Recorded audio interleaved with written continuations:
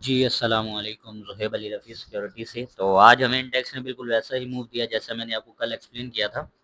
लेकिन हमारे पास इनकी जो पॉज़िटिविटी है वो तकरीबन 1001 पॉइंट 1000 से 1100 पॉइंट के दरमियान मैंने आपको बताई थी, लेकिन पॉज़िटिविटी जो है वो तकरीबन हमें कम देखने को मिली।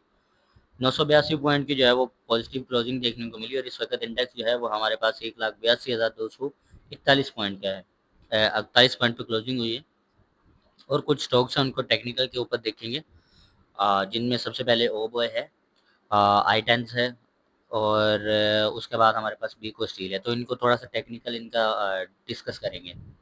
तो हमारे पास अगर आज वॉल्यूम की बात की जाए तो वॉल्यूम जो है वो काफ़ी अच्छा जनरेट हुआ है, 412 मिलियन का वॉल्यूम है जो कि काफ़ी अच्छा वॉल्यूम है। तो यहाँ पे हम डायरेक्ट टेक्निकल्स के ऊपर चलते हैं ताकि मैं आपको एक्सप्लेन कर सकूँ। देखो हमारे पास सबसे यहाँ पे शॉकिंग बात ये है कि हमारे पास मार्केट की क्लोजिंग जो है वो इस वाले लेवल के अंडर हो चुकी है। इस वाले लेवल के अंडर। इससे मुराद है कि मार्केट में जो है वो हमें मंडे वाले दिन सेलिंग देखने को मिल सकती है। उसके पीछे का रीज़न है हमारे पास यहाँ से जो है वो डाउन साइड से बाइंग प्रेशर कम हो गया। कम क्या बल्कि है ही नहीं, आज आज का जो बाइंग वॉल्यूम था, बाइंग प्रेशर था वो तो है ही नहीं। तो हमारे पास यहाँ पे एक सेलिंग कैंडल आ सकती है और ये सेलिंग कैंडल मैक्सिमम साइड पे कोई इतनी भी आ सकती है 179 तक या 180 तक, तकरीबन 2 से 3 मैक्सिमम साइड पे 2600-2700 पॉइंट की नेगेटिविटी हमें देखने को मिल सकती है।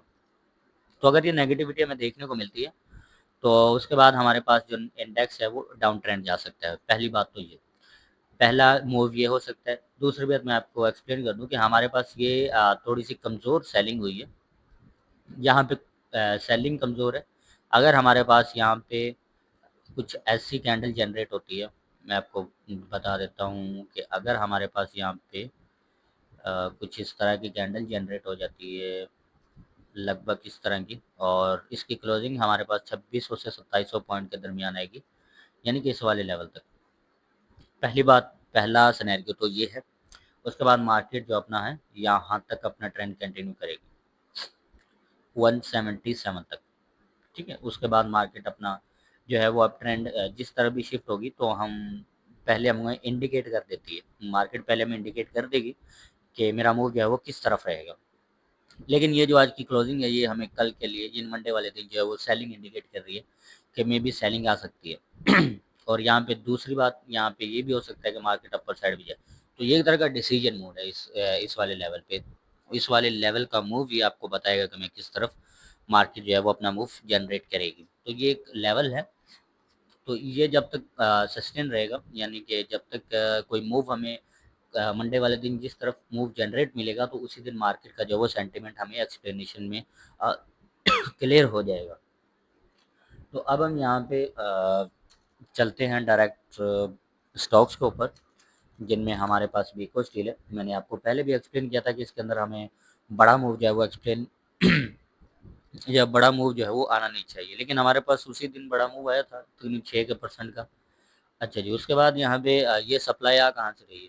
ये जो हमारे पास सप्लाई है, यानी पहले फास्ट है, अब ये सप्लाई हमें यहाँ से देखने को मिल रही है, इतनी सप्लाई आई है। और उसके बाद हम ये सप्लाई उठा के यहाँ पे लगा देंगे। ठीक है, एक सप्लाई तो हमारे पास ये बन रही है, तो ये सप्लाई हम यहाँ से यहाँ तक, लो जी, ये हमारे पास सप्लाई खत्म हुई।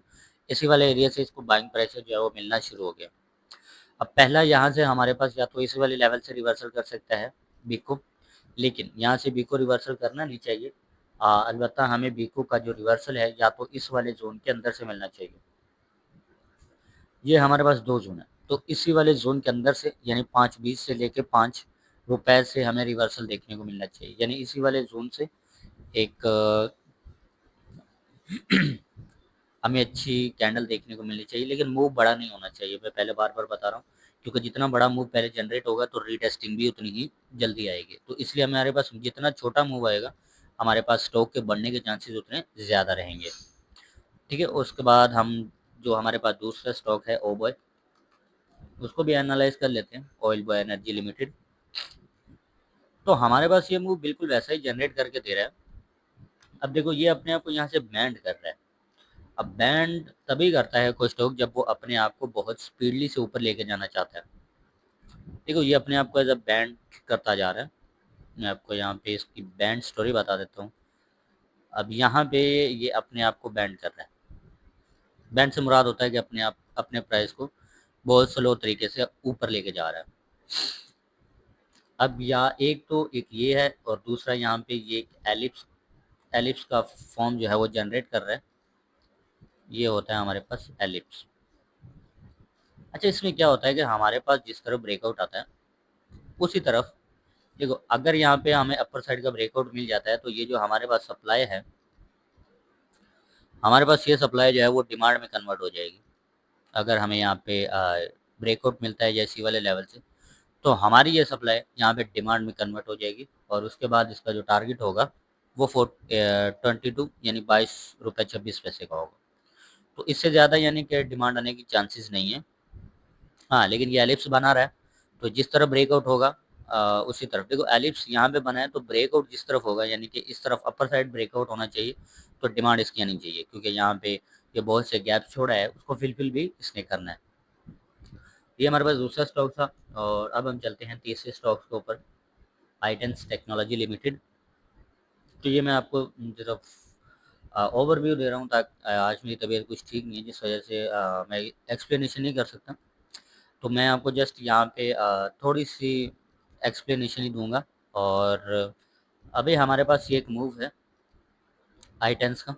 तो आई टेंस इस वाले लेवल को पहली बात एज अ सपोर्ट, और इसी वाले लेवल को एज अ रेजिस्टेंस बना रहा है।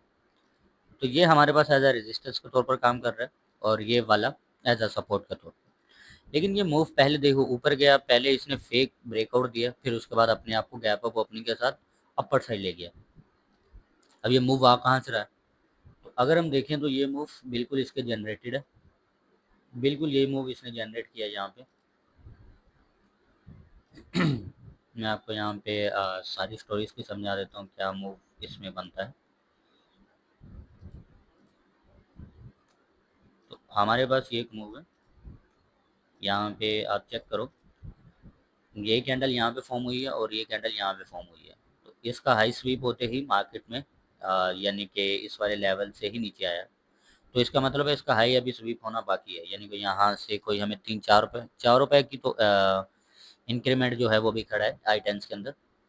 ठीक है, यहाँ पे तो 4 रुपए का इंक्रीमेंट है अभी इस वाले पोर्शन के मुताबिक, क्योंकि यहाँ पे देखो इसने पहले फेक ब्रेकआउट किया। मैं आपको यहाँ पे ओरिजिनल तरीके से समझा देता हूँ।